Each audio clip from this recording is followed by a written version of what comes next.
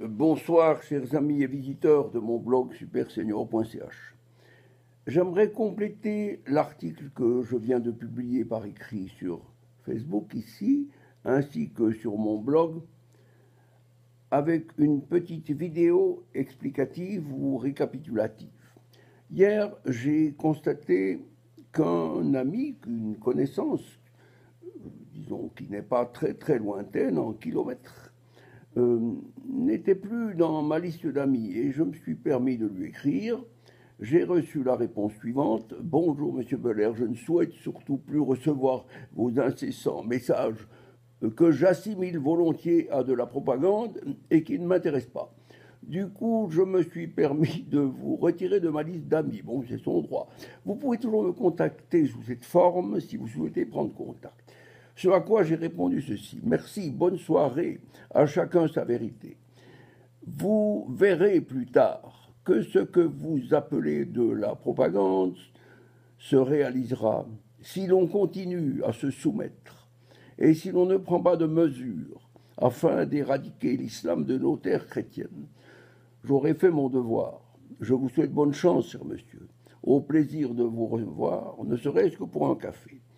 Et puis, pour compléter la chose, je dirais simplement à ce brave homme que le blog que je propose semble avoir une diffusion assez intéressante puisque les 12 derniers mois, j'ai dépassé 500 000 visites et visiteurs.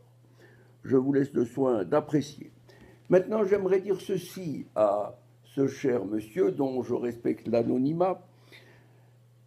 J'aimerais lui dire qu'en tant qu'élu du canton du Valais, sa liberté est quelque peu rognée par les responsabilités qu'il a d'être à l'écoute de tous les citoyens, de tous. Cela veut dire que lorsqu'il continue, lorsqu'il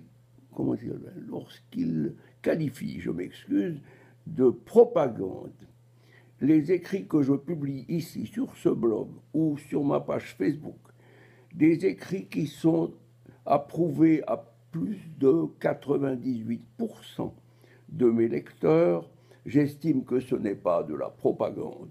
Ce n'est pas de la propagande que de défendre ces valeurs, que de défendre les valeurs chrétiennes d'un canton et d'une république dans laquelle on réside depuis des dizaines d'années, mis à part quelques séjours à l'étranger.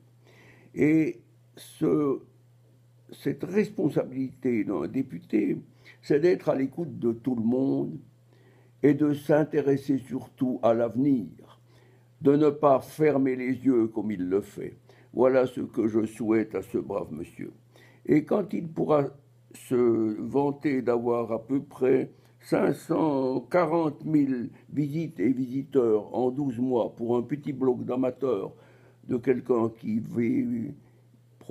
va probablement franchir les 90 ans dans 5 mois et quelques jours, j'estime que ce n'est pas trop mal. Je fais ce que je peux. J'aurais crié gare, j'aurais peut-être crié au loup. J'espère que ceux qui entendront l'appel du cri au loup, et le loup c'est l'islam, je vous dirai, j'espère que si cet appel est entendu, il sera suivi. Et il faut maintenant qu'on s'attelle au nœud du problème. Le nœud du problème, c'est d'éradiquer totalement, comme va le faire la Tchéquie, comme le feront certains pays, cet islam de nos terres chrétiennes. Voilà, c'est un travail conséquent